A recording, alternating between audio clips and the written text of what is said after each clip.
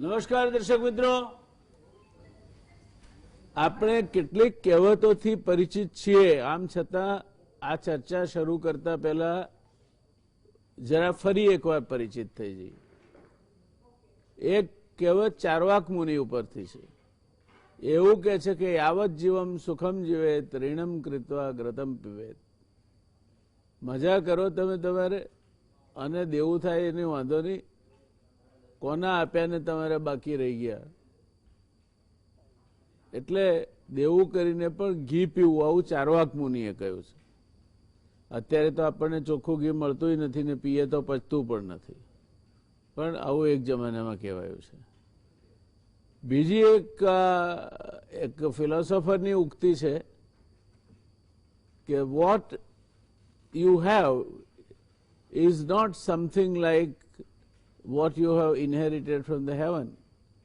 What you are doing is you are taking it out from the mouth of future generations.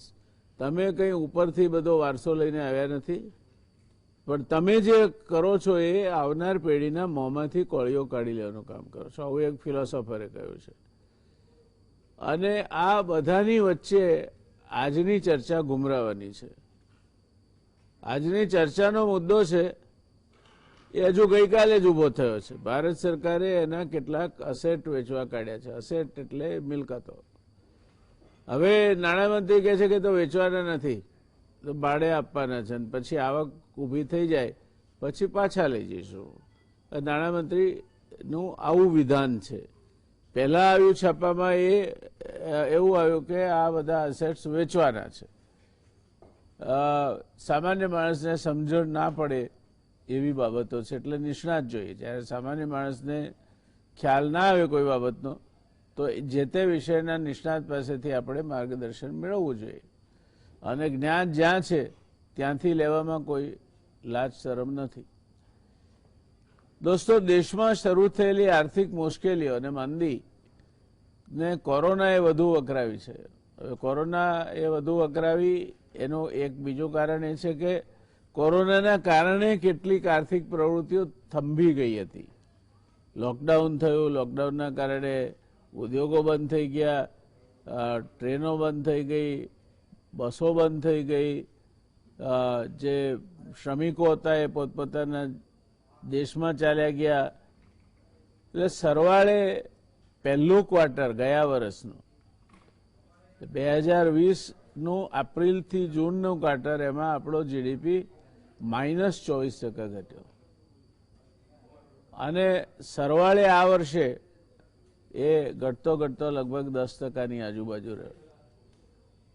આ પરિસ્થિતિમાં સ્વાભાવિક છે કે આર્થિક પ્રવૃત્તિ ઘટે એટલે કરવેરાની આવક ઘટે, સરકારની અંદાજેલ આવક ઘટે, ઘણું બધું થઈ શકે.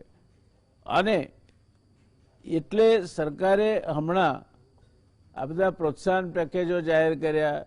બાકીની બધી સરકારે જે કંઈ ખર્ચાઓ કર્યા એને હવે કેન્દ્ર સરકારે રેલવે, એરપોર્ટ ઓથોરિટી, ધોરીમાર્ગો વગેરેની પડતર પડેલી કે ઓછી વપરાતી મિલકતો વાપરવા માટે ખાનગી કંપનીઓને આપીને નાણાં ઊભી કરવાની એક યોજના રજૂ કરી છે.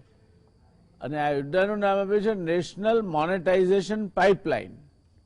જેમ પાઇપમાંથી પાણી આવે અથવા તો ઓઇલ આવે, એમ આમાંથી આ બધી મિલકતોમાંથી પૈસા આવવાના છે. એટલે નેશનલ મોનેટાઇઝેશન પાઇપલાઇન છે. નાણાપ્રધાન નિર્મલા સીતારમણે 23 ઓગસ્ટ 2021ના રોજ 6 લાખ કરોડની મહત્વાકાંક્ષી નેશનલ મોનેટાઇઝેશન પાઇપલાઇન NMPની જાહેરાત કરી છે, જેનો હેતુ પેસેન્જર ટ્રેન્સ, રેલવે સ્ટેશનથી માંડી એરપોર્ટ, રોડ અને સ્ટેડિયમ સહિતના ઇન્ફ્રાસ્ટ્રક્ચર સેક્ટરમાં ખાનગી કંપનીઓને સામેલ કરી સરકારી એસેટ્સમાંથી આવક મેળવવાનો છે. દર્શક મિત્રો, હું કહી દઉં કે આ કંઈ નવી વાત નથી. આ એક પ્રક્રિયા છે જે ચાલે છે ઘણા વર્ષોથી. અને એ પ્રક્રિયા હેઠળ એરપોર્ટથી માંડીને રેલવેની અસેટ્સ ને મોનેટાઇઝ કરીને કાં તો વેચવાનું અથવા તો લોંગ ટર્મ લીઝ પર આપવાનું એ સરકારો કરતી આવી છે. અને એટલે આ એકદમ આ વાંચીને ગભરાઈ જવાની કંઈ જરૂર નથી. મોનેટાઇઝેશન યોજના માટે ચેન્નાઈ, ભોપાલ, વારાણસી, વડોદરા સહિત એરપોર્ટ ઓથોરિટી ઓફ ઇન્ડિયાના 25 એરપોર્ટ્સ, 40 રેલવે સ્ટેશન, 15 રેલવે સ્ટેડિયમ્સ અને ઘણી બધી કોલોનીને ખાનગી રોકાણ આકર્ષવા અલગ તારવવામાં આવી છે. સૂચિત યોજના હેઠળ ખાનગી કંપનીઓ ઇન્વિટ એટલે કે ઇન્ફ્રાસ્ટ્રક્ચર ઇન્વેસ્ટમેન્ટ ટ્રસ્ટ રૂટ દ્વારા નિશ્ચિત રિટર્ન માટે વિવિધ પ્રોજેક્ટ્સમાં રોકાણ કરી શકશે. ઉપરાંત સરકારી એજન્સી નિશ્ચિત સમય પછી આ એસેટ્સ પાછી સોંપતા પહેલા તેનું સંચાલન અને વિકાસ કરશે. યોજના હેઠળ વેરહાઉસ અને સ્ટેડિયમ્સ જેવી એસેટ્સને પણ લાંબા ગાળાના સંચાલન માટે લીઝ પર આપવામાં આવશે. મોનેટાઇઝેશન યોજનાનો 50%થી વધુ હિસ્સો રોડ અને રેલવે સેક્ટરમાંથી આવશે.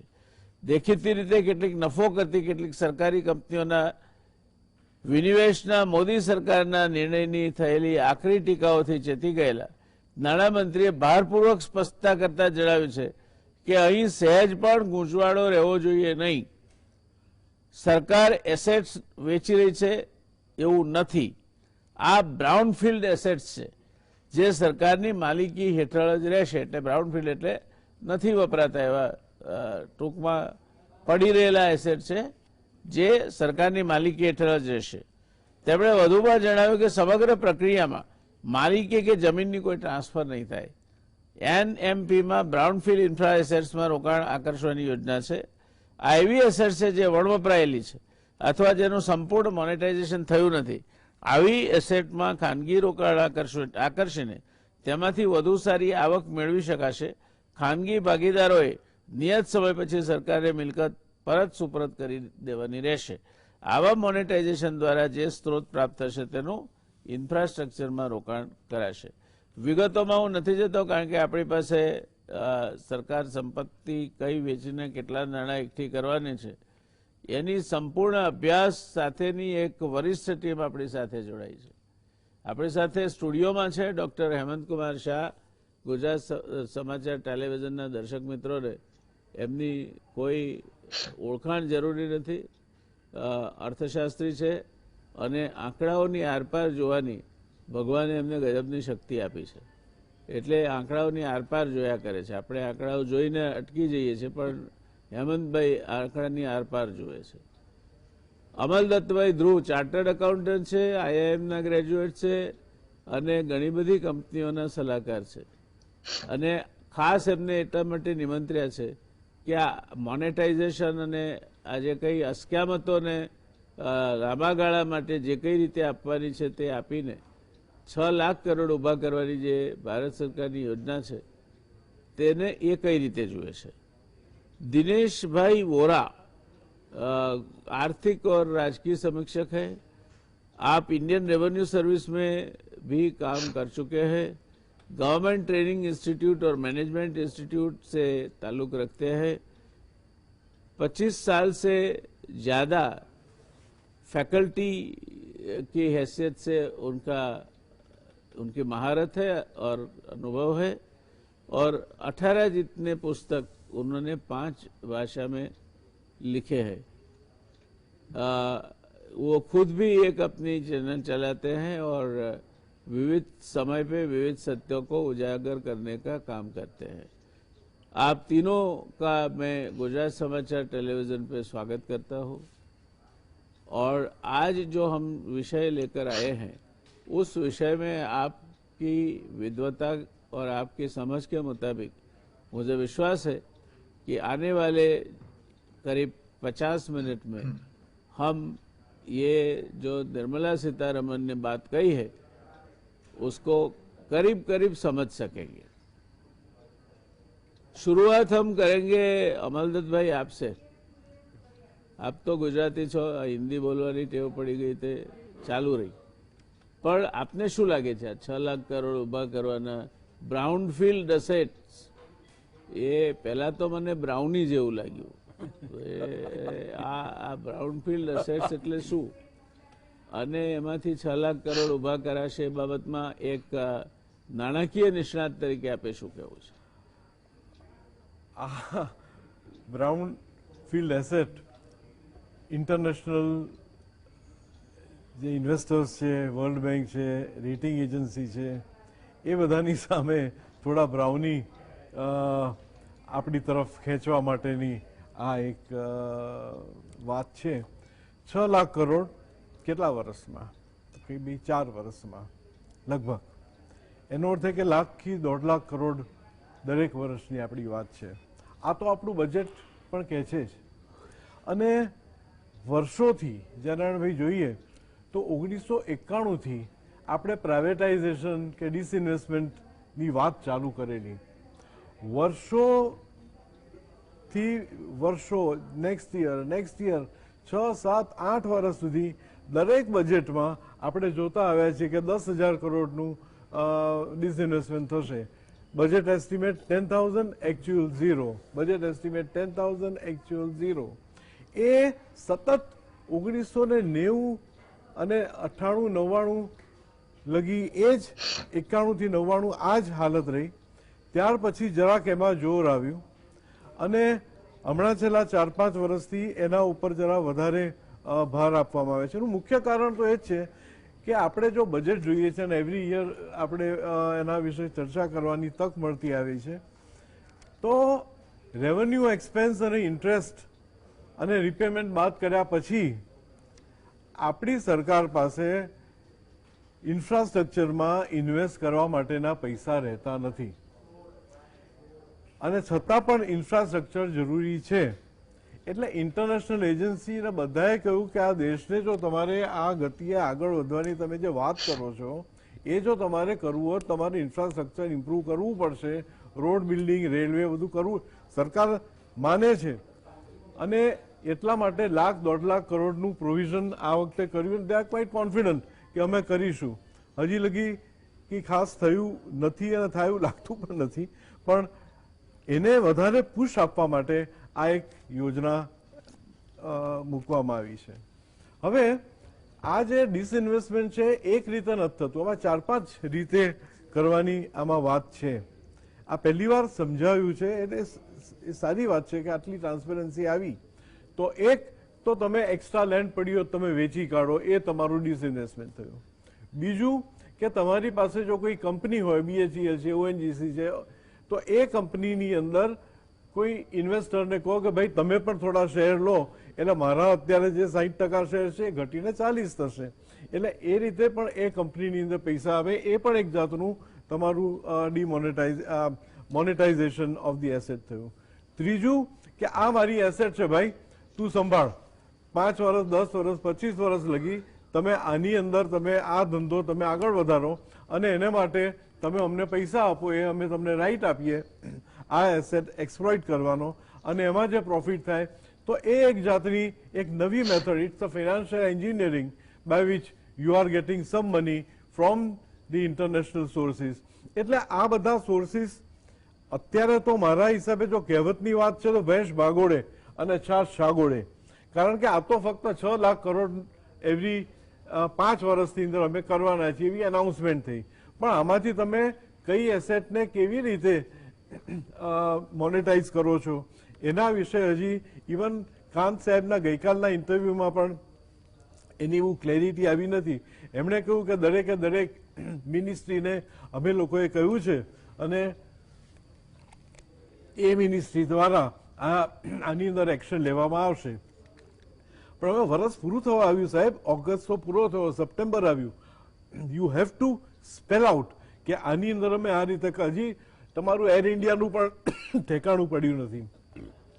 રેલવેમાં તમે અમુક એક્શનો લીધા છે જે ખરેખર સારા છે, પણ ધેટ રિક્વાયર્સ. એની અંદર તમે જે હમણાં પ્રાઇવેટ રેલ માટે કર્યું તો ટેન્ડર તમારા ફેલ ગયા, તમારે ફરીથી એ ટેન્ડર કરવાના આવ્યા.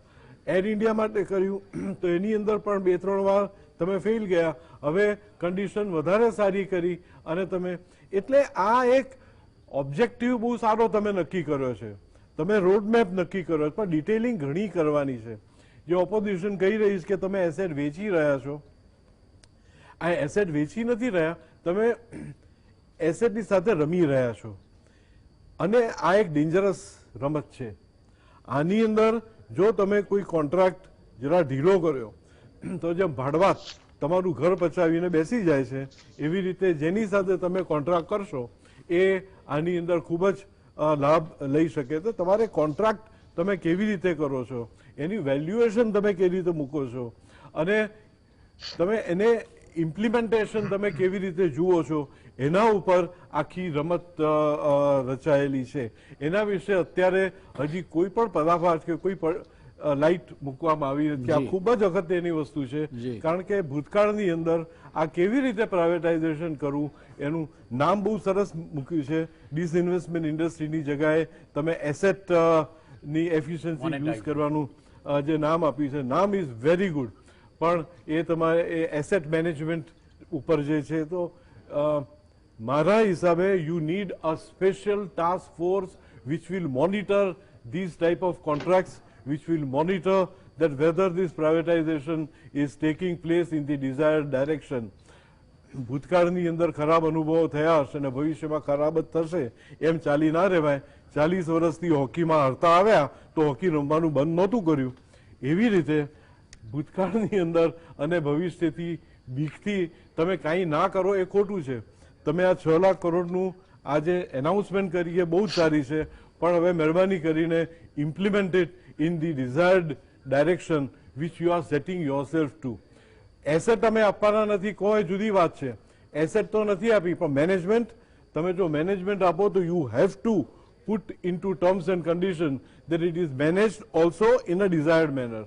એ હું તમને મેનેજમેન્ટ સોંપું ને તમારે જે કરવું હોય તે કરો તો એ બોડી બામડીનું ખેતર થઈ જાય. એટલે એ બધું ના થાય એ માટે મને ખાતરી છે કે આ સરકાર સજાગ હોવી જોઈએ, અને સરકાર સજાગ છે, પણ કેટલી સજાગ છે અને કેટલી સજાગ રહેશે એ તો જયનારાયણભાઈ સમય બતાવશે. ધન્યવાદ. દર્શક મિત્રો, ટૂંકમાં આ આખી રમત એવી છે કે જેમાં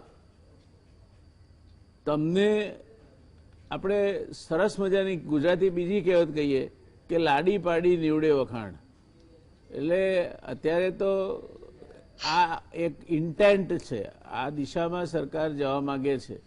ભૂતકાળના જે પરિણામો છે એ પરિણામો જોતા ઘણું બધું એમાં સંશયોને ઊભા થવાને કારણ છે, પણ આપણે સંશયાત્મા વિનશ્યતિવાળી વાત રાખીએ, સંશય ના કરીએ અને સીધા આપણે અર્થશાસ્ત્રીને પૂછીએ કે ભાઈ આમાં શું દેખાય છે તમને.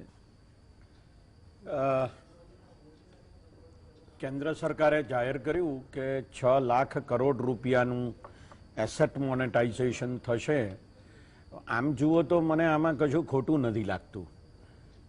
એક સીધું સાદું ઉદાહરણ હું આપું કે ભાઈ મારી પાસે 4 રૂમનું ઘર છે અને એમાંનું એક રૂમ કંઈ બહુ વપરાતો નથી ને મારે એની બહુ જરૂર પણ નથી, તો હું કોકને ભાડે આપું છું ને એમાંથી આવક ઊભી કરું છું અને એ બરોબર સચવાય મારો રૂમ, એને માટેનો હું પ્રયત્ન પણ કરું છું. આવું જો સરકાર કરે તો પણ કશો વાંધો નથી. પણ સવાલ ઊભો એ થાય છે કે પહેલાં તમે એમ કહો છો કે અમે એસેટ વેચવાના છીએ, પછી ધીમે રહીને તમે એમ કહો છો કે ના ના તો અમે ભાડે આપીશું અથવા ભાડાપટ્ટે આપીશું. એટલે એક પ્રકારનો ગૂંચવાડો ઊભો થાય છે. એટલે ખરેખર શું કરવાના છો એની આ દેશના 138 કરોડ નાગરિકોને સીધી સાદી ખબર તો પડવી જોઈએ, પણ એ પડી નથી રહી. મહત્વનો મુદ્દો હવે ત્યાં આવે છે કે જે આ વર્ષે 88,000 કરોડ રૂપિયાની મિલકતો ભાડે આપવાના છે અથવા તો ભાડાપટ્ટે આપવાના છે, જે કુલ 6 લાખ કરોડ છે એમાંથી 88,000 કરોડ રૂપિયા આ વર્ષે આવશે એમ કહે છે. હવે તમે જુઓ કે એપ્રિલ, મે, જૂન, જુલાઈ અને ઓગસ્ટ આટલા મહિના તો પૂરા થઈ ગયા, 5 મહિના પતી ગયા છે અને બાકીના 7 મહિનામાં 88,000 કરોડ રૂપિયા, અને તે પણ ભાડા પેટે આવશે. એટલે એવી કઈ કંપનીઓ કે જે આટલું બધું ભાડું આપશે સરકાર? હજુ તો હેમંતભાઈ આપે તો એમ સીધું ગણ્યું, પણ હજુ તો ટર્મ્સ ઓફ રેફરન્સ, એના કોન્ટ્રાક્ચ્યુઅલ ડીડ્સ, પછી ઇન્વાઇટિંગ ધ ઇન્ટરેસ્ટ, અને એ ઇન્ટરેસ્ટ પર છે જે નક્કી કરવાનું હોય તે, એટલે સરકારી તંત્ર જે રીતે કામ કરે છે આ 7 મહિના તો એમાં જતા રહેશે. હા, એટલે એનો અર્થ એવો થાય છે કે જે કંપનીઓ સાથે કરાર કરવાના હોય, જેને સામાન્ય રીતે કન્સેશન એગ્રીમેન્ટ તરીકે ઓળખવામાં આવે, આવા બધા એગ્રીમેન્ટ કરવામાં જ કેટલો બધો સમય જાય.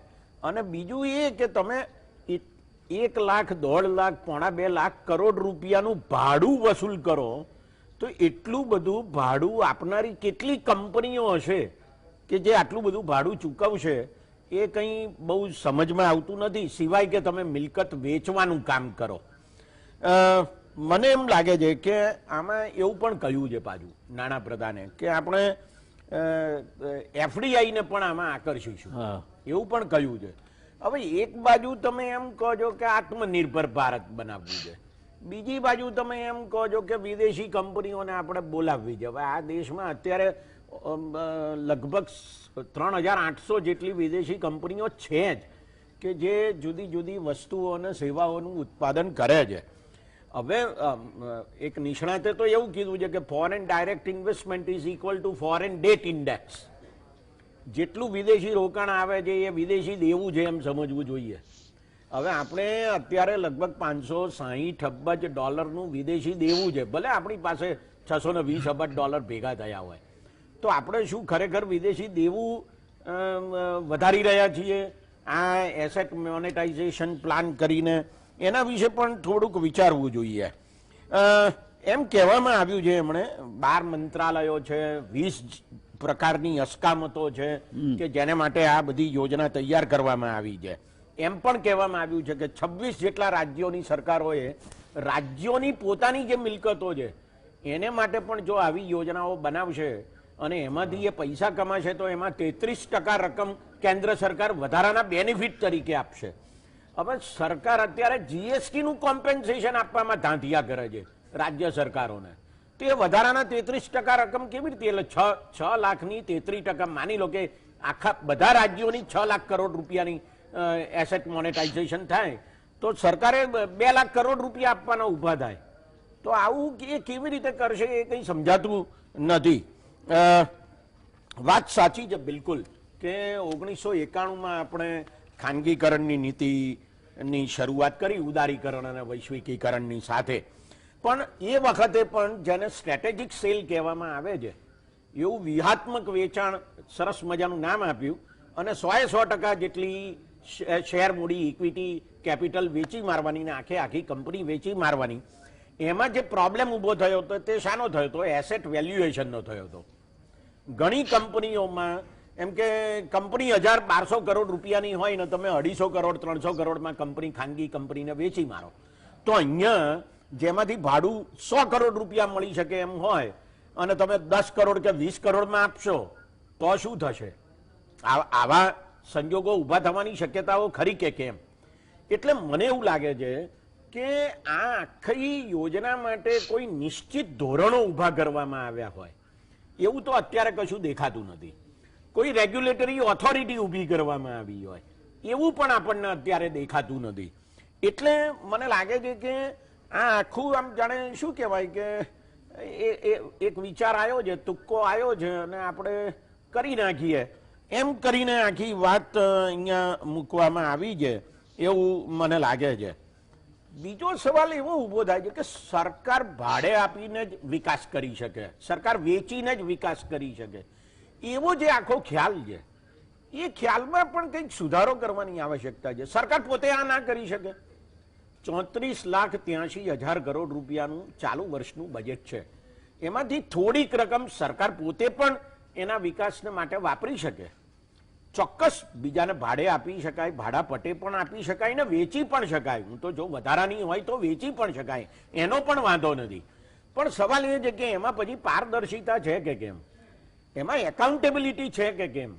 તમે અત્યારે જ તમે વેચવું ને ભાડે આપવું, ભાડા પટે આપવું એમ જો શબ્દો વાપર્યા કરતા હો વારાફરતી, તો પછી એમાં વિશ્વાસ કેવી રીતે બેસે? એ બહુ મોટો સવાલ મને લાગે છે કે ઊભો થાય છે. અને બીજો એક સવાલ, સરકારને પૈસા જોઈએ છે, મૂળ તો મુદ્દો આ છે. તો આપણી બેંકો પાસે 26મી માર્ચ 2021ના આંકડા મુજબ 151 લાખ કરોડ રૂપિયાની ડિપોઝિટ પડી જાય આપણી પોતાની બેંકો પાસે, તો સરકાર એમની પાસેથી પૈસા લે, દેવું લે, વ્યાજ સાથે આપે. બેંકોને આમે વ્યાજની જરૂર છે. લોકો અત્યારે ધિરાણ નથી લઈ રહ્યા, ક્રેડિટ ગ્રોથ રેટ ઓછો છે. એવા પ્રકારના સંજોગોમાં સરકાર દેવું લે બેંકો પાસેથી. અને બેંકો પાસેથી ના લેવું હોય તો આ દેશના કમસે કમ 8-10 કરોડ પરિવારો એવા છે ખરા કે જે સરકારને 10,000 રૂપિયાથી માંડીને 10 કરોડ રૂપિયાની ડિપોઝિટ આપી શકે. સરકાર વ્યાજની નવી સ્કીમ બહાર પાડે, જેમ રાજીવ ગાંધીએ બહાર પાડેલી ઇન્દિરા વિકાસ પત્ર, એમ બહાર પાડે, લોકો દેવું આપશે. બહુ જાણીતા અર્થશાસ્ત્રી એપી લર્નર એ એમ કહે છે કે આંતરિક દેવું એ દેવું છે જ નહીં, એટલે ચિંતા કરવાની જરૂર નથી. ભલે ભારત સરકારનું દેવું વધે, મને પણ એક અર્થશાસ્ત્રના વિદ્યાર્થી તરીકે દેવું વધે છે એની ચિંતા નથી, જો એ આંતરિક દેવું હોય તો. એટલે દેશના લોકો પાસેથી, દેશની બેંકો પાસેથી, દેશની કંપનીઓ પાસેથી સરકાર દેવું લેતી હોય તો એની ચિંતા કરવાની આવશ્યકતા નથી. પણ સરકારને દેશના પૈસા નથી વાપરવા, અને વિદેશી કંપનીઓ આવે તો વાંધો નથી, એના પૈસા જોઈએ છે. આ કઈ જાતની માનસિકતા છે એ મને લાગે છે કે મને નથી સમજાતું. એમ ચોક્કસ કહી શકાય કે સરકારે જે વિચાર કર્યો છે કે 110 લાખ કરોડ રૂપિયાની માળખાગત સવલતોનો વિકાસ કરવો છે. મને બરાબર યાદ છે વ્યાસ સાહેબ, આજથી 15 વર્ષ પહેલાનો આંકડો 40 લાખ કરોડ રૂપિયાનો હતો માળખાગત સવલતોના વિકાસનો. 15 વર્ષે 40 ના 110 જ થાય. તો સવાલ એ છે કે, અને વડાપ્રધાન લાલ કિલ્લાની કગાર ઉપરથી તો પાછા 100 લાખનો આંકડો આપે છે. 110 લાખનો આંકડો 2 વર્ષ પહેલાનો છે. તો સાચો આંકડો કયો? ખરેખર માળખાગત સવલતોના વિકાસને માટે આપણે કેટલા કરોડ રૂપિયાની જરૂર છે એનો પણ કોઈ સાચો અંદાજ આપણી પાસે છે કે નહીં સરકાર પાસે, એવો પણ એક સવાલ ઉભો થાય છે. અને બીજું મને લાગે છે કે એ વધારે મહત્વનું છે. માળખાગત સવલતોનો વિકાસ એટલે શું? રસ્તાઓ, રેલવે, વિમાન મથકો, બંદરો, આવું જ બધું? કે પછી પ્રાથમિક શાળાઓ, કોલેજો, ઉચ્ચતર માધ્યમિક અને માધ્યમિક શાળાઓ, યુનિવર્સિટીઓ, પ્રાથમિક આરોગ્ય કેન્દ્રો, જિલ્લા હોસ્પિટલો, સિવિલ હોસ્પિટલો, આ સોશિયલ ઇન્ફ્રાસ્ટ્રક્ચરની કઈ વાત ખરી કે નહીં? માની લો કે 6 લાખ કરોડ રૂપિયા સરકાર આમાંથી ભાડે કે ભાડા પટ્ટે લેવાની હોય, તો હું સરકારને સૂચન કરવા માંગુ છું કે દેશની 6 લાખ પ્રાથમિક શાળાઓને 1-1 કરોડ આપી દો, અને એમાં સારામાં સારી શિક્ષકો સાથેની માળખાગત સવલતો ઊભી કરો. મને આ 6 લાખ કરોડ રૂપિયાની સંપત્તિ વેચાય ને તોય વાંધો નથી, જો એમાંથી આ થવાનું હોય તો. આપણને ખબર છે અત્યારે પ્રાથમિક આરોગ્ય કેન્દ્રોની શું હાલત છે, જિલ્લા હોસ્પિટલોની શું હાલત છે. ડોક્ટરો નથી, નર્સો નથી, દવાઓ નથી, આ બધું છે તો પીવાનું પાણી નથી. એ પ્રકારના સંજોગોમાં આપણે કોરોના સામે લડાઈ કરી રહ્યા છીએ. તો સરકારને માળખાગત સવલતો આરોગ્યની એને માટે કશું વિચાર આવે છે કે નહીં? શિક્ષણ માટે માળખાગત સવલતો ઊભી કરવી છે એનો કઈ વિચાર આવે છે કે નહીં? નવી શિક્ષણ નીતિ આપી, પણ પછી શું થયું આ છેલ્લા 1 વર્ષમાં? એના માટે કોઈ ગંભીર પ્રયાસો થયા દેખાતા નથી. એવી જ રીતે 2017માં નેશનલ હેલ્થ પોલિસી આવી, જેમાં એમ કીધું તમે કે 2 થી 2.5% જેટલું આપણે આરોગ્ય પાછળ ખર્ચ કરવું છે. સરકાર પાસે પૈસા નથી, 0.5%થી વધારે પૈસા નથી ખર્ચતા. એટલે આ સરકાર માળખાગત સવલતોના સંદર્ભમાં પણ જરા નવેસરથી વિચારે, જરા જુદી રીતે વિચારે, એ પણ આવશ્યક બાબત છે. અને છેલ્લો મુદ્દો મારે કહેવો છે, એમ કહેવામાં આવ્યું છે નાણાપ્રધાન દ્વારા કે પબ્લિક પ્રાઇવેટ પાર્ટનરશિપથી આ આખું કામ થશે. ગુજરાત સરકારનો જે કાયદો છે GIDB એક્ટ, અને એમાં કન્સેશન એગ્રીમેન્ટના 12 મુદ્દા આપ્યા છે, 12 પ્રકારના એગ્રીમેન્ટ આપ્યા છે. હું સાહેબ એક દાખલો આપું. અમદાવાદ વડોદરા એક્સપ્રેસ વે, મને નથી ખબર, હું અનેક વાર ત્યાંથી પસાર થયો, પણ મને નથી ખબર કે આ એક્સપ્રેસ વે ઉપર ક્યારે ક્યારે જવા આવવાનું ભાડું વધશે. મને નથી ખબર કે સરકાર અને આ એક્સપ્રેસ વે બનાવનાર કંપની સાથે શું કોન્ટ્રાક્ટ થયો છે. અને જ્યારે કોન્ટ્રાક્ટ માંગવામાં આવે છે કે તમે અમને કોન્ટ્રાક્ટ બતાવો, માહિતી અધિકાર ધારા હેઠળ માંગવામાં આવે છે ત્યારે પણ આપવામાં આવતો નથી. તો જાહેર ખાનગી ભાગીદારીમાં આ પારદર્શિતા, એકાઉન્ટેબિલિટી અને પાર્ટિસિપેશન હોવા જોઈએ કે નહીં? લોકોને ખબર પડવી જોઈએ કે શું થઈ રહ્યું છે આ PPP પ્રોજેક્ટમાં. આ તમામ પ્રકારના પીપીપી પ્રોજેક્ટ એ રાજ્ય સરકારો પણ કરે છે અને કેન્દ્ર સરકાર પણ કરે છે. પણ સવાલ ઉભો એ થાય છે કે આપણે પબ્લિકનો અર્થ છે ને, પબ્લિક પ્રાઇવેટ પાર્ટનરશિપ, તો પબ્લિકનો અર્થ આપણે ખરેખર શું કરી રહ્યા છીએ? તો ખરેખર તો આપણે ખાનગી કંપની જ કરી રહ્યા છીએ.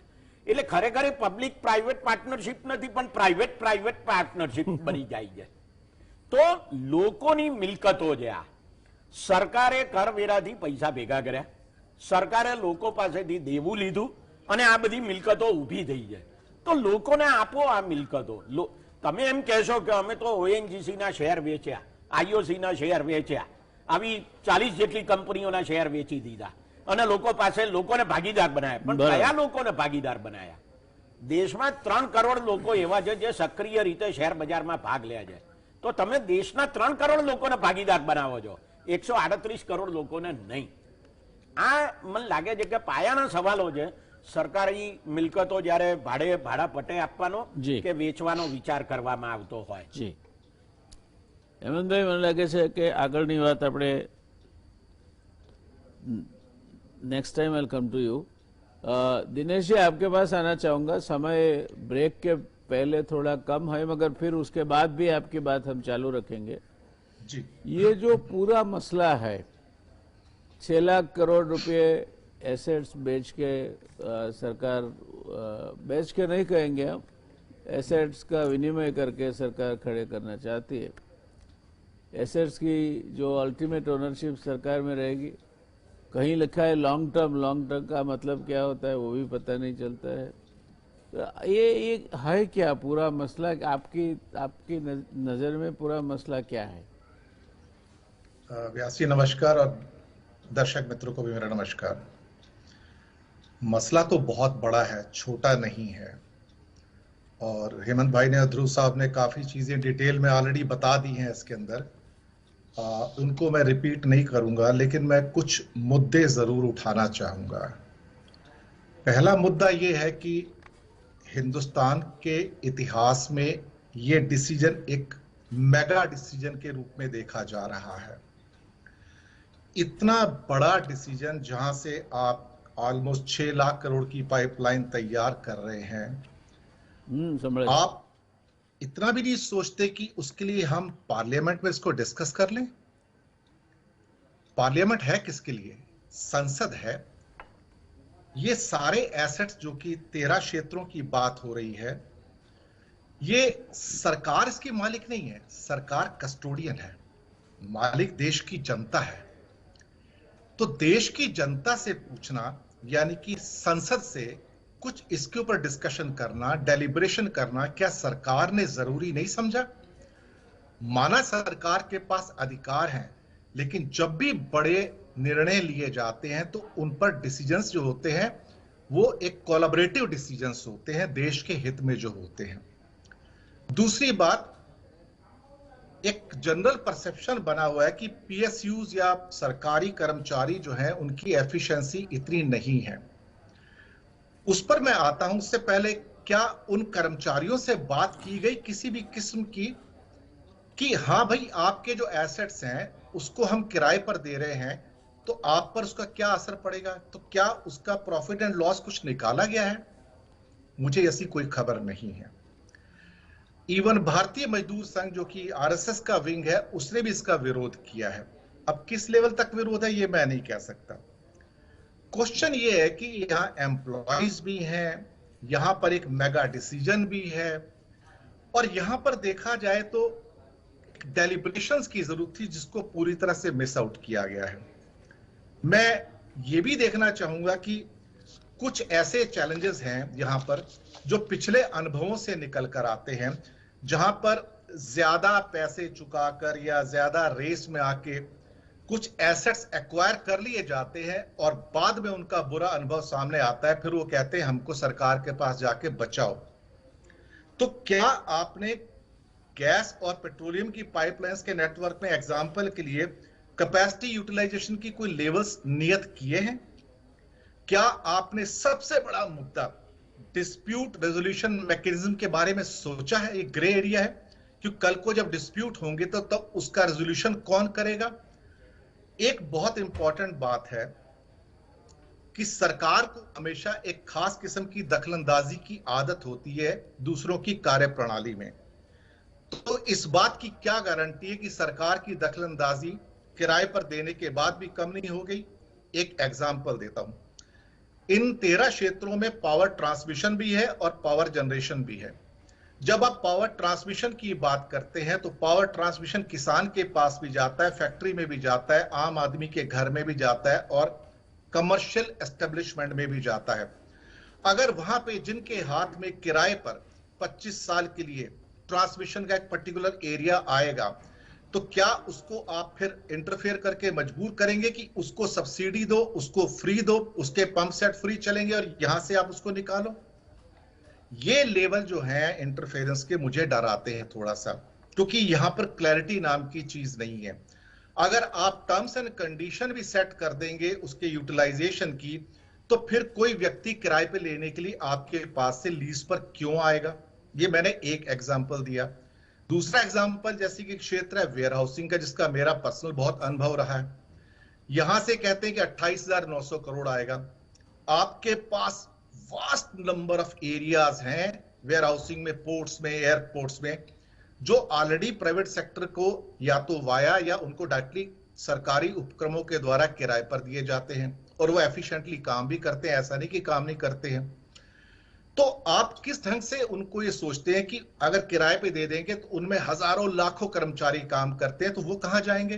क्या कभी उनसे पूछा गया उनके इंटरेस्ट कैसे ध्यान में रखे जाएंगे? हमारे कुछ अनुभव जो पहले हुए हैं, हमारे दोनों मित्र हैं साथ में, उन्होंने कहा भी है, इंगित करवाया है, जहां पर बुरे अनुभव रहे हैं। इसके साथ ये है कि अब आप हर चीज को अगर वहां रेगुलेट करना शुरू कर देंगे, एक समझौता करके लोगों को देंगे कि आप इस पैरामीटर्स के अंतर्गत आप वहां पर काम करेंगे, तो क्या कोई आके आपकी चीजें लीज पर लेना चाहेगा? अब यहां पर कौन से ऐसे एरियाज हैं जहां से आप रेवेन्यू स्ट्रीम्स को निकाल सकते हैं? यानी कि हो सकता है कई एरिया ऐसे होंगे जहां से रेवेन्यू स्ट्रीम ना डेवलप होती हो, तब आप क्या करेंगे? मैं कुछ एरियाज को इसलिए काउंट कर रहा हूं, गिना रहा हूं कि ये जो है बहुत जरूरी है। और दूसरी बात, हमारे एक मित्र ने कहा कि कोई टास्क फोर्स होना चाहिए रेगुलेट करने के लिए, तो क्या कोई एक सेक्टोरल, जिसे क्या कह सकते हो, कोई वहां पे रेगुलेटर्स होंगे ऐसे, या अननेसेसरी हर बार एक मिनिस्ट्री आएगी और उसके अंदर इंटरफेयर करेगी? ये मेरे डर बहुत सारे हैं इसके ऊपर कहीं ना कहीं, या इसे कहा जाए संशय है मुझे कि बिना इनको डिस्कस किए हुए चीजों के साथ हम लोग अंदर गए हैं, तो कहीं ना कहीं मुझे लगता है कि वो हमारे लिए बाद में एक प्रॉब्लम ना बन जाए। और जब प्रॉब्लम बनेगी और हमारे पास डिस्प्यूट रेजोल्यूशन मैकेनिज्म नहीं होगा, तो हम क्या करेंगे उस हालात के अंदर? मेरे लगता है कि बहुत सारे ग्रे एरियाज हैं। इन ग्रे एरियाज को कहीं ना कहीं हमें पहले रिजॉल्व करने की जरूरत थी, और उसके लिए जरूरी था डेलिब्रेशंस। ये डेलिब्रेशंस होते हैं आपके पार्लियामेंट की सेलेक्ट कमेटी में, बड़े बिल्स आते हैं, बड़े मुद्दों पे डिस्कस किया जाता है, आपने वहां पर डिस्कशंस नहीं किए हैं।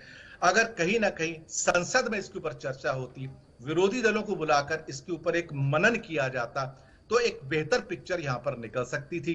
हो सकता है कि स्कीम को बेहतर रूप से प्रेजेंट किया जा सकता था। देखने में स्कीम बुरी नहीं है, भारत सरकार में सारी स्कीम्स अच्छी आती हैं, इंटेंट भी अच्छे आते हैं, लेकिन समस्या इंप्लीमेंटेशन में आती है कि हम कहते तो हैं कि ये जनता के लिए, भले के लिए, इससे जनता का भला होगा, ये मैकेनिज्म है, वो मैकेनिज्म है, लेकिन जब जमीन पर जाते हैं तो सारी की सारी जो वो मैकेनिज्म है वो फेल होती नजर आती हैं या पार्ट कंट्रीब्यूट करती हैं। आपको उसके बारे में सोचना चाहिए था कहीं ना कहीं। एयरपोर्ट्स का अनुभव आप देख लीजिए, जो हमने ऑलरेडी लीज पर दिए थे, और उनका अनुभव ये कहता है कि वो लोग कितने लॉसेस में हैं। इन कंडीशंस के अंदर जब आप उनसे पैसे लेने की बात करेंगे तो फिर वो कैसे दे पाएंगे? एक एरिया जिसने मुझे बहुत चौंकाया वो स्टेडियम्स। अब स्टेडियम्स का यूज कहां किया जा सकता है? कोई व्यक्ति एक स्टेडियम को लीज पे लेके 11,400, 500, 4,450 करोड़ क्यों देगा आपको? स्टेडियम्स का क्या अल्टरनेट यूज हो सकता है? कोई मनन तो हो इसके ऊपर, कोई डिस्कशन तो हो, कोई डेलिब्रेशन तो हो। अल्टीमेटली मैं इसी के ऊपर चिंतित हूं कि बिना डेलिब्रेशंस के जब चीजें लाई जाती हैं तो वो परेशानी का सबब बन सकती हैं बाद में, और वहां डिस्प्यूट जब जागृत होंगे हम संभाल नहीं पाएंगे। सही बात सही की आपने। जी દર્શક મિત્રો, દિનેશભાઈ અને પ્રોફેસર હેમંતભાઈ, અમલભાઈ એમણે જે વાત કરી એનું એક નાનો દાખલો આપ્યો એટલે તમને સમજાઈ જશે। એક ગામ હતું, એ ગામના બરાબર ગાંધરે ડાયરો બેઠો હતો અને જમવાનો વખત, અને બસ સ્ટેન્ડ બાજુમાં, એટલે ત્યાંથી એક મહેમાન આવ્યા છે, ભાઈ નીકળ્યા અને ડાયરાએ જોયું કે આ ભાઈ જમવા વખતે જાય, આપણા ગામની ઇજ્જત આબરૂનું શું? એટલે ડાયરો મંડ્યો આગ્રહ કરવા મહેમાન રોકાઈ જાઓ, તમે જમીને જાજો। બહુ આગ્રહ કર્યો ત્યારે પેલા મહેમાને પૂછ્યું કે ભાઈ હું રોકાઈ જાઉં છું, હાલો મને કઈ એક બસ પછી જઈશ, પણ તમે એ તો કહો કે મારે જમવાનું કોના ત્યાં છે? ત્યારે આખો ડાયરો એકી અવાજે બોલ્યો કે આ ઈ મુદ્દાની વાત છે।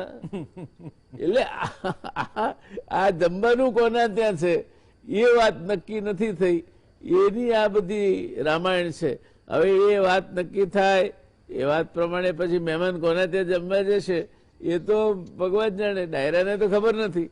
એટલે આ સ્ટેક હોલ્ડર્સ કન્સલ્ટેશનની જે વાત કરી ને, કે જેમને આનાથી નિસ્બત છે એ લોકોની સાથે ચર્ચા થવી જોઈતી હતી, એમાં કશું ખોટું નથી। પાર્લામેન્ટમાં ન કરવું એ તો કશો વાંધો નહીં, પાર્લામેન્ટની પણ ફિનાન્શિયલ કમિટીઝ છે, બીજા મિકેનિઝમ છે, એની સાથે ચર્ચા થવી જોઈતી હતી। પણ એ નહીં થવાને કારણે કેટલીક બાબતો એવી અધકચરી રહી જશે કે એ જ્યારે અમલીકરણના તબક્કે આવશે ત્યારે નિર્ધારિત દિશામાં જવાનું કદાચ મુશ્કેલ બને એવું તારણ આપણા નિષ્ણાતોનું છે। એ તારણથી આગળ વધીએ અને ફરી પાછા આપણે વાત કરીએ અમલદત્તભાઈ સાથે। અમલદત્તભાઈ, આ ચર્ચા આપે સાંભળી, ચાર્ટર્ડ એકાઉન્ટન્ટ તરીકે, ફિનાન્શિયલ વિઝાર્ડ તરીકે આપનું શું માનવું છે? આ બધી વાતોમાંથી એક તારણ કાઢીને જો વાત કરવાની હોય તો આપ શું કહો? એક વસ્તુ બહુ જ સ્પષ્ટ આપણે બધાએ કહી કે ક્લેરિટી હજી નથી અને ડિટેલિંગ ઘણું કરવાનું બાકી છે। પ્લાનિંગ કમિશન હતું ત્યારે એક ફાયદો હતો કે 5 વર્ષનો એક રોડમેપ આપણી પાસે રહેતો હતો। હવે પ્લાનિંગ કમિશન ગયા પછી નીતિ આયોગે રોલ લીધો, પણ આવો કોઈ રોડમેપ મારા હિસાબે ફિનાન્સ મિનિસ્ટરે આપવાની જરૂર નથી। NITI Aayog should prepare and give it, not ફક્ત આને માટે નહીં, દરેક ક્ષેત્રની અંદર। નીતિ આયોગ આપે જ છે, કેમ રસીકરણનો રોડમેપ નીતિ આયોગે જ આપ્યો છે ને। પણ આ 5 વર્ષની અંદર 6 લાખ કરોડ અમે લોકો ખર્ચવાના છીએ, right? That type of detailed target along with physical target, એ ટાઈપનું, અને જો આપતા હોય તો એને જરા વધારે એ લોકોએ જેમ પ્લાનિંગ કમિશન પોતાનું ડોક્યુમેન્ટ લોકો પાસે રજૂ કરતી હતી, એવી રીતે NITI Aayog can also come out with some such document કે ભાઈ 4-5 વર્ષની અંદર આ ક્ષેત્રની અંદર અમે આટલું કરવા માંગીએ છીએ। તો આ તો એક વાત થઈ। અને સેકન્ડલી કે implementation has been a problem. આપણે કોઈ પણ પોલિસી નક્કી કર્યા પછી એને કેવી રીતે અમલીકરણ કરવું એમાં તકલીફ છે। તો એ માટે આપણે શું વિચારીએ છીએ, જરૂર વિચારતા હશે તો ભાઈ કહો કે અમે આ વિચારીએ છીએ, અને try to be a little more transparent in this particular area. એટલે આ જરૂરી સ્ટેપ છે, આમાંથી બહુ મોટું સ્ટેપ મને લાગતું નથી। 4 વર્ષમાં 6 લાખ કરોડ તો આપણે બોલ્યા કરીએ છીએ। એક વસ્તુ હેમંતભાઈ આપે કહી કે 77,000 કરોડ રૂપિયાનું તમને ભાડું, આ આખું 6 લાખ કરોડનું ભાડું લેવાની આ રમત કે આ પેલું છે નહીં। આમાં અમુક તમને પૈસા મળવાના છે by way of selling your shares. Air ઇન્ડિયાની અંદર તમને શેર વેચવાથી, કે રેલવેની અંદર અમુક શેર વેચવાથી તમને પૈસા, પોર્ટ કે બધાની અંદર, કે ઇલેક્ટ્રિસિટી કંપનીમાં, એટલે અમુક જગ્યાએ પછી આ નાણામંત્રીએ કહ્યું એ વાતનો આંતરિક વિરોધાભાસ નથી? નાણામંત્રીએ કહ્યું કે લાંબા ગાળે તો બધું અમે પાછું જ લઈ લેવાનું છે। એમ કે છે કે આ શેર હું વેચું એટલે હું ઓનરશીપ જતી નથી કરતી, ઓનરશીપ તો ભારત સરકારની જ રહેશે, આ લાંબા કંપનીની જ ગાળે રહેશે. જે એસેટ આપ્યા છે તે પાછા લેવાની વાત કરી છે ફાઇનાન્સ તો મિનિસ્ટર. ડિસઇન્વેસ્ટમેન્ટ કેવું જોઈએ ને બધી એમણે. એસેટ નહીં તો એટલે આની અંદર ખીચડી છે.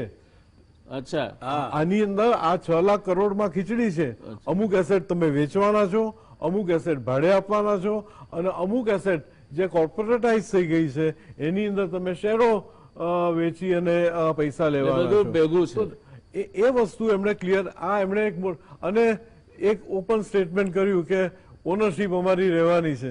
જરાક ક્લેરિફાય, ડિટેલમાં વિચારણા હજી થઈ હોય એવું લાગતું નથી, અને જો થઈ હોય તો અત્યારે એમને જાહેર કરવાની ઈચ્છા હોય એવું લાગતું નથી.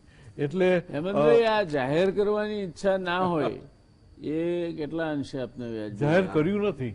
કર્યું એટલે નથી. એનું નામ જ અપારદર્શકતા કહેવાય કે સરકાર ટ્રાન્સપરન્ટલી વર્તવા તૈયાર નથી, લોકોને બહુ સ્પષ્ટ રીતે કહેવા તૈયાર નથી.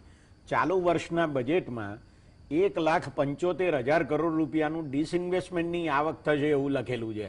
આ બજેટ અંદાજ છે. એટલે આપણે એવું સમજવાનું, સાહેબે હમણાં કીધું એમ, કે આ 6 લાખ કરોડ રૂપિયામાં પેલા 1,75,000 કરોડ રૂપિયા આવી ગયા, અને પ્લસ પેલા 88,000 કરોડ રૂપિયા કે જે એસેટ મોનેટાઇઝેશન પ્લાનના કહે છે. એટલે આ બધી બાબતો મને લાગે છે કે જરા વધારે પડતી અસ્પષ્ટ છે, ગૂંચવાડા ભરેલી છે, અને સરકાર કદાચ લોકોને ગૂંચવાડામાં રાખવા માંગે છે. એટલે તમે બધા ચર્ચા કર્યા કરો ને અમારે જે કરવું હોય એ કર્યા કરીશું, એવા પ્રકારનું એક વલણ હોય સરકારનું, એવું મને લાગે છે. સરકારનો ઈરાદો શું છે આમાં? સંપૂર્ણપણે મિલકતોને ખાનગી બનાવવાનો છે. દાખલા તરીકે તમે એમ કહેશો કે અમે 5 વર્ષ માટે આ મિલકત ભાડે આપીએ છીએ, તો કોણ તૈયાર થશે 5 વર્ષ માટે? તમે એમ કહેશો કે ના અમે 30 વર્ષ માટે, 40 વર્ષ માટે, 50 વર્ષ માટે, અથવા તો 99 વર્ષના ભાડાપટ્ટે આપવા તૈયાર છીએ, તો કંપનીઓ તૈયાર થશે. હવે સવાલ ઉભો એ થાય છે કે આવી રીતે સરકારની મિલકતો વેચવી સારી કે ભાડાપટ્ટે આપવી સારી? આ મને લાગે છે કે એક વિચારણીય મુદ્દાઓ છે, અને એ મુદ્દાઓ વિશે નથી સંસદમાં કોઈ ચર્ચા થતી કે નથી કોઈ જાહેર ચર્ચા થતી. આ બધી જ બાબત જેને આપણે નીતિ આયોગના સાહેબ છે આપણા સીઈઓ, એમણે 3 બાબતો એમાં કહી આ સંદર્ભમાં. એમણે એમ કીધું કે આપણે કાર્યક્ષમતા વધારવી છે, સરકારી એસેટ્સની કાર્યક્ષમતા વધારવી છે. હવે એટલે શું કાર્યક્ષમતા વધારવી? એટલે એફિશિયન્સી વધારવી છે. એનો અર્થ શું કરવાનો? આપણે મેનેજમેન્ટ અને પરફોર્મન્સમાં એમ કે આપણે કાર્યક્ષમતા વધારવી છે, તો આનો અર્થ શું કરવો એ નથી સમજાતું. બીજો અગત્યનો મુદ્દો એ છે કે એમણે એવું કીધું કે ઇન્સ્ટિટ્યુશનલ ઇન્વેસ્ટમેન્ટ માટે ઓલ્ટરનેટિવ્સ ઊભા કરવા છે, વિકલ્પો ઊભા કરવા છે. તો એનો અર્થ એવો કે અત્યારે વિકલ્પો નથી. સંસ્થા જે ફાઇનાન્શિયલ ઇન્સ્ટિટ્યુશન્સ છે એની પાસે તો ઘણા વિકલ્પો છે મૂડીરોકાણ કરવા માટેના. તમે એવું કહેવા માંગો છો કે અમારે આ વિકલ્પો ઊભા કરવા છે, એમ કરીને તમે ખરેખર તો ખાનગીકરણ કરવા માંગો છો. અને ત્રીજો મુદ્દો એમણે એમ કીધો કે અમે નાના રોકાણકારો જે છે એ જેમ શેર બજારમાં રોકાણ કરે છે એવી રીતે ઇન્વિટ્સ એટલે ઇન્ફ્રાસ્ટ્રક્ચર ઇન્વેસ્ટમેન્ટ ટ્રસ્ટ, એમાં પણ એ રોકાણ કરશે એવા પ્રકારનું એક સાધન, એક ઇન્સ્ટ્રુમેન્ટ વિકસાવવામાં આવશે. હવે આ નાના રોકાણકારોને સમજણ પડે એવું ઇન્સ્ટ્રુમેન્ટ હશે ખરું? મને એ નથી સમજાતું. માની લો કે મારે 10,000 રૂપિયાના શેર ખરીદવા હોય તો there is transparency on BSE અને NSE એના પોર્ટલ ઉપર, એના સ્ક્રીન ઉપર. પણ આ જે મારે ખરીદવાનું થાય માની લો કે, તો એમાં કેવા પ્રકારની ટ્રાન્સપરન્સી આવશે એ મને સમજાતું નથી એક નાના રોકાણકાર તરીકે. It is like a mutual fund. એક મ્યુચ્યુઅલ ફંડ હા, એ એક મ્યુચ્યુઅલ ફંડ બનશે. પણ અત્યારે એક વસ્તુ હેમંતભાઈ પાકી છે કે ઇન્ટરનેશનલ ઇકોનોમી અને આપણી ઇકોનોમીને માટે લિક્વિડિટી ઘણી છે અને જરૂર ઘણી છે. ઇટ રિક્વાયર્સ બહુ જ સરસ પ્લાનિંગ કરી અને એ પૈસાને ઇન્ફ્રાસ્ટ્રક્ચર તરફ આપણે દોડવાની જરૂર છે. એ તરફનું આ પગલું છે અને સારી રીતે લેવું જોઈએ. કારણ કે આજે શેર બજારના જે ભાવો ઉપર જાય છે, સ્ક્રિપ્ટ ઓછી છે, પૈસા ઘણા છે, અને એટલા માટે એના ભાવો અત્યારે ઉપર થઈ રહ્યા છે. ઇન્ટરનેશનલી ઇન્વેસ્ટમેન્ટ કરવા માટે India is the best location. આવી સારી ઇન્વેસ્ટમેન્ટ ક્લાઇમેટમાં 6 લાખ કરોડ 4 વર્ષમાં તમે જો વિચારો તો મારા હિસાબે એ તમે કાચું કાપ્યું છે. જરાક મોટું અને વ્યવસ્થિત પગલું જી, લેવાની જરૂર હતી. This is not big enough. जी धन्यवाद. दिनेश जी आपके पास आ रहा हूँ, 5 मिनट है आखिरी आपके लिए. क्या जी। आपको ये सब जिस तरह से पूरा चल रहा है उसमें आपको लगता है कि 6 लाख करोड़ भी सरकार प्राप्त कर सकेगी? क्योंकि आज तक तो सरकार ने डिसइन्वेस्टमेंट के जो भी टारगेट्स रखे हैं वो करीब करीब मुश्किल ही उनके लिए साबित हुए हैं. तो जी। इसमें क्या होगा, क्या लगता है आपको, और क्या आपके ऑब्जर्वेशन है? समय मर्यादा को मद्देनजर रखते हुए मैं चाहूंगा कि आप इसकी बात करें. जी जी व्यास जी, 2-3 मुद्दे हैं जिसको मैं कहना चाहूंगा. अल्टीमेटली क्या ये पैसा निकाल पाएंगे इतना 6 लाख करोड़ 4 वर्ष में? ये तो एक यक्ष प्रश्न है. इसका जवाब तो वही है कि डिसइन्वेस्टमेंट का टारगेट तय किया जाता है और पैसा कितना आता है तो करीब करीब फिर वो कहानी यहां रिपीट हो सकती है. एक कंसर्न या मेरी चिंता बहुत बड़ी है. जब प्राइवेट कंपनी आके 6 लाख करोड़ अगर सपोज करो कलेक्ट कर भी लिया और सरकार को दे दिया तो इसका मतलब है कि वो अपने लिए भी तो पैसा इकट्ठा करेंगे सर बिजनेस चलाने के लिए. और हो सकता है वो 6 लाख करोड़ हो या 12 लाख करोड़ हो, ये कॉस्ट कहां से रिकवर होने जा रही है? क्या एक महंगाई का बॉम्ब हमारे ऊपर, जनता के ऊपर फूटने वाला है? यानी कि रोड्स के जो टोल टैक्स होंगे, 27,600 किलोमीटर की जो रोड्स अब दी जा रही हैं, इसका मतलब हायर लेवल पे, हायर क्या कहते हैं रेंटल्स के ऊपर, लीज पे, तो उसका टोल टैक्स बढ़ जाएगा. इसका मतलब अभी आज ही आया कि मुंबई नागपुर का जो समृद्धि हाईवे बन रहा है उसका कार के लिए अभी से अगर कोई जाएगा तो 1100 रुपए का उसका टोल टैक्स आएगा. और जो 6 एक्सल व्हीकल्स हैं वो तो 7-8-10 हजार पे जाएंगे. दूसरी बात, अगर पावर के ऊपर इन्होंने इतना पैसा कलेक्ट करना है, पावर लाइंस और ट्रांसमिशन पे, तो ये पैसा हमारे बिजली के बिल से जाएगा. नेचुरल गैस की पाइपलाइंस है, इसका मतलब सीएनजी और बाकी जो उसका पैसा भी हमारी पॉकेट से जाएगा. टेलीकॉम में हायर टैरिफ होंगे. वेयर हाउसिंग के अंदर जो पोर्ट्स हैं उनके अगर किराए बढ़ाएंगे वो लोग एफिशिएंसी के नाम पे, तो लॉजिस्टिक कॉस्ट को इंक्रीज करेंगे. वो कहां से निकलेगी? हमारी पॉकेट से. माइनिंग में अगर कोयला थर्मल पावर के लिए वहां से आता है और उसका रेंटल या लीज ज्यादा होता है तो वहां से निकाल कर किसके सिर पे डालेंगे? एनटीपीसी और बाकी के. वो बिजली का बिल हमारा बढ़ेगा. अब इस बात की कोई चर्चा नहीं कर रहा है कि इससे जो एक महंगाई का दानव बॉटल में से बाहर निकलेगा उसको आप कैसे डील करेंगे? अल्टीमेटली सारा पैसा जनता की पॉकेट में से एक्स्ट्रा निकलेगा. हम ऑलरेडी पेट्रोल डीजल के ऊपर एक्स्ट्रा ऑर्डिनरी मनी दे रहे हैं सरकार को. अब यहां से कहीं ना कहीं जो प्राइवेट लीज पे आएंगे, चाहे वो आपके एविएशन के एयरपोर्ट्स हो, रेलवे स्टेशन हो, रोड्स हो, पावर जनरेशन हो, पाइपलाइंस हो, वेयर हाउसेस, कुछ भी होने दीजिए. एयरपोर्ट पे जाते हैं तो हर साल उनका जो एक यूटिलिटी चार्जेस होते हैं पर टिकट के ऊपर, डोमेस्टिक पैसेंजर का और इंटरनेशनल पैसेंजर का, वो बढ़ता ही जा रहा है देखा जाए तो ये क्या और नहीं बढ़ेंगे? इसका मतलब ये हुआ कि सारा पैसा जनता की पॉकेट से जाएगा. जब जनता की पॉकेट से इतना ज्यादा पैसा जाएगा तो क्या उसके ऊपर कोई डिस्कशन किया है किसी ने? प्रश्न बहुत सारे हैं मेरे मन में, चिंताएं बहुत सारी मेरे मन में हैं कि ये 6 लाख करोड़ की तो बात सरकार अपने लिए कर रही है, लेकिन इसका 135 करोड़ जनता पे क्या इंपैक्ट आता है उसके बारे में कोई नहीं सोचता है. और सरकार की जो दखलंदाजी, जो मैंने पहले भी कही थी, उनको एक आदत है हर जगह पे दखलंदाजी करने की. अगर वो लगातार वैसे ही चलती रही तो फिर उसके बाद जो एक एफिशिएंट स्ट्रक्चर या सो कॉल्ड रिटर्न्स की उम्मीद कर रहे हैं वो नहीं हो पाएगा. चाहे उसके लिए आप फिर ओएमटी लगा लो, टीओटी लगा लो, ओएमडी लगा लो या आरओएमटी की मैकेनिज्म लगा लो, आप जो मर्जी कीजिए. मेरा चिंताएं यहां तक है कि जनता कहां पर है. यहां पर जनता को किसने कंसीडर किया? किसी ने कोई डेलिब्रेशन की है कि कुछ पूछा है क्या?